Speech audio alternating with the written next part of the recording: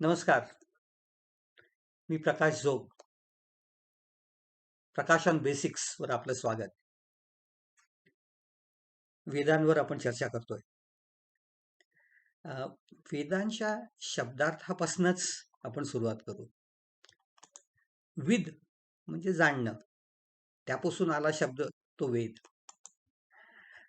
पण एवढी व्याख्या खरं तर पुरेशी नाही. अ, अर्थबोधासाठी अनेक दृष्टीने विचार करणारी अशी व्याख्या असणं हे जास्ती चांगलं. मी एक दोन अशा व्याख्या तुम्हाला सांगणार आहे. अ, सगळ्यात प्रथम म्हणजे निरुक्त जे आपल्याला माहिती आहे, वेदांग. अ, शब्दार्थाचं वेदांग खरं तर. तेव्हा त्यांनी जी व्याख्या दिली ही सगळ्यात महत्वाची. अ, ज्यांनी सत्यविद्या प्राप्त होते ते वेद. ज्याने लोक विद्वान होतात ते वेद. ज्याच्या ज्ञानाने मनुष्य सत्यविद्येचा विचार करण्यास प्रवृत्त होतो आणि समर्थ होतो ते वेद. आता दुसरा ग्रंथ बघूया. आर्यविद्या सुधाकर नावाचा ग्रंथ आहे.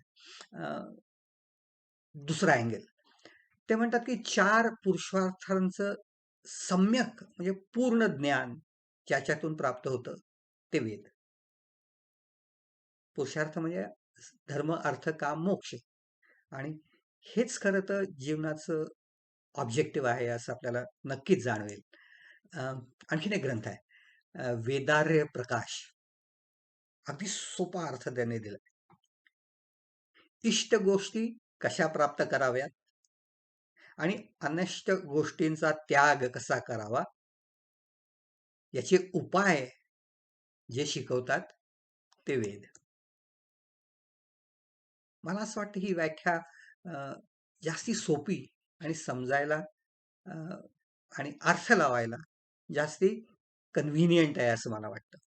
अ, या वेदात अनेक शब्द असतात, आपण ते ऐकलेले असतात, पण त्याचा सुयोग्य आणि अचूक अर्थ आपल्याला माहित नसतो. अशा शब्दांकडे मी आधी वळतो. अ, सगळ्यात पहिला शब्द म्हणजे श्लोक. काव्यात्मक, छंदबद्ध, गेय अशा 2 ओळी ज्या बहुतेक वेळेस संस्कृतमध्ये असतात ते श्लोक. मराठीत पण श्लोक असतात. अ, दुसरा महत्वाचा शब्द म्हणजे ऋचा. एखाद्या देवतेच्या आवाहन करायचं असेल तर तिच्या कौतुकासाठी जो श्लोक म्हटला जातो त्याला ऋचा असं म्हणतात. निरुक्त असं म्हणतं की अ, प्रतिपाद्य विषयाचे स्तवन केले जाते ज्याच्यात ती ऋचा. ते बरेच वेळा छंदबद्ध पद्य मंत्र असतात. ऋक म्हणजे प्रकाशण, हा त्याचा एक अर्थ आहे. त्यामुळे ऋचा म्हणजे प्रकाशणारी, ज्ञानाच्या दृष्टीने एनलाइटनिंग असं म्हणायला हरकत नाही. इनफॅक्ट ऋग्वेद म्हणजे ऋचांचा समूह असा ऋग्वेदाचा एक अर्थ आहे. आपण या दरम्यान एक शब्द वापरला तो म्हणजे मंत्र. सुयोग्य उच्चारणासहित जो श्लोक म्हटला जातो त्याला मंत्र असं म्हणतात. सगळ्यात प्रसिद्ध असा मंत्र जो आपल्याला माहिती आहे तो म्हणजे गायत्री मंत्र.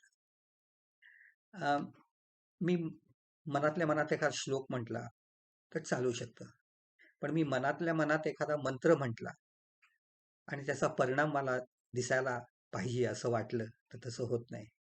कारण मंत्र आणि त्यांची ताकद ही ध्वनीशी संबंधित आहे. त्यामुळे मंत्राचं उच्चारण तेही सुयोग्य झालंच पाहिजे. मंत्र हे आवाहनासाठी वापरले जातात, प्रार्थनेचा भाग म्हणून वापरले जातात, आशीर्वचन देण्यासाठी वापरले जातात, शापवाणी उच्चारण्यासाठी सुद्धा वापरले जातात. ते मनातल्या मनात या गोष्टी करून चालत नाहीत. त्या बाहेर पडल्या पाहिजेत, ध्वनी रूपात बाहेर पडल्या पाहिजेत. ऋषींना मंत्रद्रष्टा असं म्हटलं जातं. ज्यांनी मंत्र बघितला पेक्षा ज्यांनी तो अनुभवला, समजला, ज्याचा अर्थबोध त्यांना झाला किंवा काही वेळेस त्यांनी त्याची रचना आणि कंपायलेशन पण केलं. अशा व्यक्तींना ऋषी असं म्हटलं जातं. मग ऋग्वेदातला मंत्र असेल तर त्याला ऋचा म्हणतात. यजुर्वेदातला असेल, कृष्ण यजुर्वेद किंवा शुक्ल यजुर्वेदातला असला तरी त्याला यंजुषी असं म्हटलं जातं. सामवेदातला मंत्र असेल त्याला सामानी असं म्हटलं जातं. मग त्याचा ग्रुप असेल तर काय, तर सूक्त, सुउक्ती म्हणजे कौतुकाचा बोल. 10 ते 13 मंत्र एकाच देवतेसाठी जेव्हा उच्चारले जातात तेव्हा त्याला सूक्त असं म्हटलं जातं. आपल्याला काही सूक्त माहिती आहेत. श्री सूक्त, उषा सूक्त, पुरुष सूक्त, नासदीय सूक्त. देवतेची स्तुती करून मनोकामना सांगायची पूर्णपणे जी काय असेल ती. असं जे स्तोत्र मंत्रात्मक असेल त्याला सूक्त म्हटलं जातं. बृहद्देवता नावाचा एक ग्रंथ आहे. त्याच्यात त्यांनी या सूक्तांचे 4 प्रकार सांगितलेत. पहिलं म्हणजे ऋषी सूक्त. म्हणजे एकाच ऋषीनी जमा केलेले, कंपाईल केलेले जे मंत्र समूह असतील त्यांना ऋषी सूक्त एकत्रित असतील तर असं म्हटलं जातं. आणखीन एक आहे म्हणजे अर्थसूक्त. म्हणजे एखादा अर्थ समजावण्यासाठी 5, 6, 7, 8 मंत्र वापरले जातात आणि तो अर्थ पूर्ण संपला की ते सूक्त संपतं. अनेक अशा प्रकारची सूक्त आहेत. पुरुष सूक्त आहे त्यातलंच एक आहे. नासदीय सूक्त ही जवळपास तसंच आहे. आणखीन एक प्रकार म्हणजे देवता सूक्त. देवतेच्या स्तुतीच्या मंत्रांचा समूह असेल तर त्याला देवता सूक्त म्हणतात. श्री सूक्त आहे त्यातलंच. काही वेळेस काय असतं की अनेक प्रकारचे छंद असतात पण एकाच छंदातले मंत्र एकत्र केले जातात. या समान छंदाच्या मंत्रांचा समूह म्हणजे छंद सूक्त. मग आणखीन कॅटेगरायझेशन आहे का? नक्कीच आहे ना. आणखीन एक शब्द जो आपण ऐकतो तो म्हणजे वर्ग. 4-5 ऋषा एकत्र केला की त्याचा वर्ग होतो. काही वर्ग एकत्र केले की त्याचा अध्याय होतो. गीतेत 18 अध्याय आहेत हे आपल्याला माहितीच आहे. आणखीन एक प्रकार आहे म्हणजे 8 जर एकत्र असतील मंत्र तर त्याला अष्टक असं म्हटलं जातं. 5 असतील तर पंचक असं म्हटलं जातं. करुणाष्टक आपल्याला माहितीच आहे. स्तोत्र म्हणजेच खरं तर मगाशी म्हटलेल्या स्तुतीचे मंत्र. पण बरेच वेळा स्तोत्र हा शब्द वापरल्यानंतर तो एक नित्य पाठाचा भाग असतो. एकत्रित किंवा इंडिव्हिज्युअली म्हणायचा असा हा भाग असतो. देवासमोर बसून प्रार्थना म्हणून म्हणायचा भाग असतो. आपल्याला माहिती असलेले म्हणजे रामरक्षा किंवा शिवमहिम्न स्तोत्र एकत्र बसून त्याचं पठण केलं जातं. आणखीन काही शब्द वेदात वापरले जातात. अध्याय हा एक भाग बघितला पण सेक्शन जर पाडली तर ऋग्वेदातल्या सेक्शनला मंडल असं म्हटलं जातं. यजुर्वेदातल्या आणि अथर्ववेदातल्या ही अशा पार्ट्सना कांड असं म्हटलं जातं. चॅप्टर्स असं म्हणायला हरकत नाही. सामवेदातल्या अशा चॅप्टर्सना अर्चिक असं म्हटलं जातं. मग या वेदांचं पठण करणारे कशासाठी करायचं तर बरेच वेळा यज्ञांसाठी करायचं. त्यांना ऋत्विज असं म्हटलं जातं. यज्ञ संपन्न करणारे जे जाणकार वैदिक असतात त्यांना ऋत्विज असं म्हणतात. एखाद्या यज्ञासाठी प्रत्येक वेदाचा असा एक प्रमुख ऋत्विज असतो आणि त्यांनाही विशिष्ट नावं आहेत. होता म्हणजे ऋग्वेदाचा प्रमुख, अध्वर्यू म्हणजे यजुर्वेदाचा प्रमुख, सामवेदाचा प्रमुख म्हणजे उद्गाता आणि अथर्ववेदाचा जो प्रमुख असतो त्याला बरेच वेळा ब्रह्मा असं म्हटलं जातं. पण काही ठिकाणी तुम्हाला अथर्विण हा शब्द पण ऐकायला मिळेल.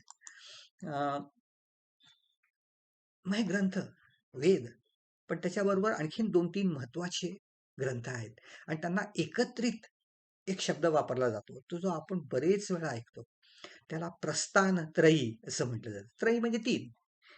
आणि अशा प्रस्थान त्रयींचे खरं तर काही ठिकाणी, विशिष्ट ठिकाणी 2 ग्रुप्स आहेत असं सांगितलेलं आहे. प्रवृत्तीपर वैदिक धर्माची माहिती सांगणारे जी प्रस्थानत्रयी आहे, ती म्हणजे वेदांचे 3 भाग, संहिता, ब्राह्मण आणि आरण्यक. पण निवृत्तीपर धर्माची व्याख्या आणि महती सांगणारे जे ग्रंथ आहेत, ते 3 वेगळे आहेत. उपनिषद, भगवद्गीता आणि ब्रह्मसूत्र. बरेच वेळा प्रस्थानत्रयी म्हटल्यानंतर याच 3 ग्रंथांचा विचार होतो. हा प्रचलित अर्थ आहे खरं तर. आपल्या उपनिषदात जे आपल्याला मिळतं ते ब्रह्मज्ञान. ते ब्रह्मज्ञान आणि त्यातले शब्द, त्या सिद्धांतांचा अर्थ समजावण्यासाठी जो ग्रंथ निर्माण झाला तो म्हणजे ब्रह्मसूत्र. आणि उपनिषदातले अनेक महत्वाचे भाग एकत्रित करून उपनिषदांचं सार ज्याच्यात आलं ती म्हणजे गीता. त्यामुळे वैदिक धर्माचं संपूर्ण स्वरूप व्यवस्थितपणे जर आपल्याला समजायचं असेल तर या दोन्ही प्रकारच्या 3 ग्रंथांच्या ग्रुप्सचं, प्रस्थानत्रयीचं ज्ञान आपल्याला असलं पाहिजे. आणखीन एक इश्यू आहे. संस्कृतमध्ये शब्दार्थ आणि भावार्थ असा 2 प्रकार असतात. अनेक वेळा भावार्थ जास्ती वापरला जातो, शब्दार्थ हळूहळू मागे पडतो आणि संदर्भाप्रमाणे हे अर्थ लावले जातात. सूत्र म्हणजे दोरा, ग्रंथी म्हणजे गाठ. मग सूत्र ग्रंथ म्हणजे अनेक दोरे एकत्र करून गाठ मारली तर जे होतं ते सूत्रग्रंथ. पण आपण जो अर्थ सामान्यप्रमाणे वापरतो तो वेगळा आहे. कमीत कमी शब्दात जास्तीत जास्त अर्थ समजेल असं वाक्य तयार करणं, अचूक, निश्चित, न बदलणार अर्थ जेव्हा तयार होईल त्याला सूत्र असं म्हटलं जातं.